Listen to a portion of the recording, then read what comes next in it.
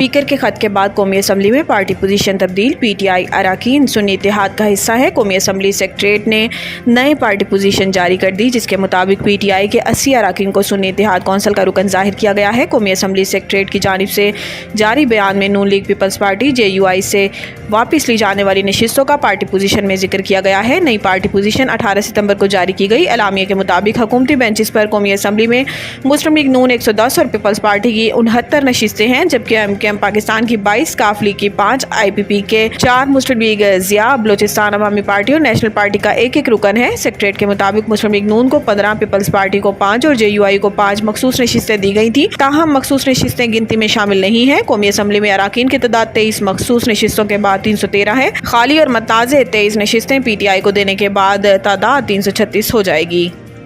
नाअहली और बदनज़मी पर election commissioner Sindh समेत 3 अफसरान मुअत्तल। इलेक्शन कमीशन के जारी करदा नोटिफिकेशन के मुताबिक सूबाई election commissioner Sindh Sharifullah, director admin election commission Sindh Azhar Hussain Tanwari को नाअहली और बदनज़मी पर मुअत्तल किया गया। नोटिफिकेशन के मुताबिक इलेक्शन अफसर कराची खुदाबख्श को भी मुअत्तल कर दिया गया और हदायत की है कि तीनों अफसरान इंक्वायरी मुकम्मल होने और अगले अहकाम तक कराची में रहेंगे, जबकि ज्वाइंट सूबाई इलेक्शन कमिश्नर अली असगर सियाल को कायम मुकाम इलेक्शन कमिश्नर सिंध तैनात कर दिया गया है। इलेक्शन कमीशन का कहना है कि 17 सितंबर की रात पपरी कराची में स्ट्रॉन्ग रूम के तालों को ज़बरदस्ती तोड़कर मुख्तलिफ पोलिंग स्टेशन के बैग्स को नुकसान पहुंचाया गया, जिसकी तहकीकात के लिए कमेटी कायम कर दी गई है। इलेक्शन कमीशन के मुताबिक कमेटी 3 दिन में तहकीकात मुकम्मल करके अपनी रिपोर्ट पेश करेगी।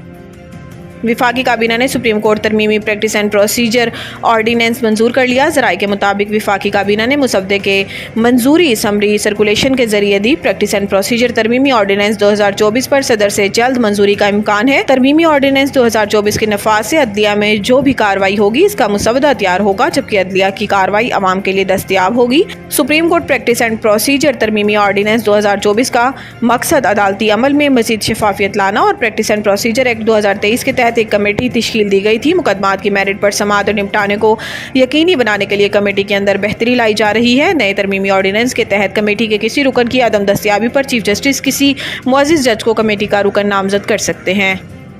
JUI रहनुमा के बिलावल भुट्टो से मंसूब बयान पर पीपल्स पार्टी का रद्द अमल।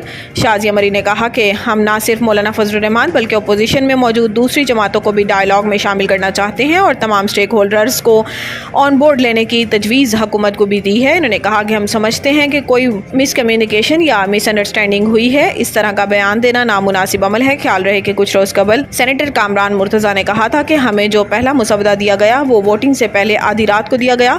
कामरान मुर्तज़ा का कहना था कि इससे थोड़ी देर बाद ही बिलावल भुट्टो तशरीफ ले आए। बिलावल भुट्टो के सामने तहफ़्फ़ुज़ात का इजहार किया तो इन्होंने कहा कि मुझे भी तहफ़्फ़ुज़ात थे लेकिन मजबूरी है। इन्होंने कहा कि हमने बिलावल से कहा कि आपकी मजबूरी होगी, हमारी मजबूरी नहीं है।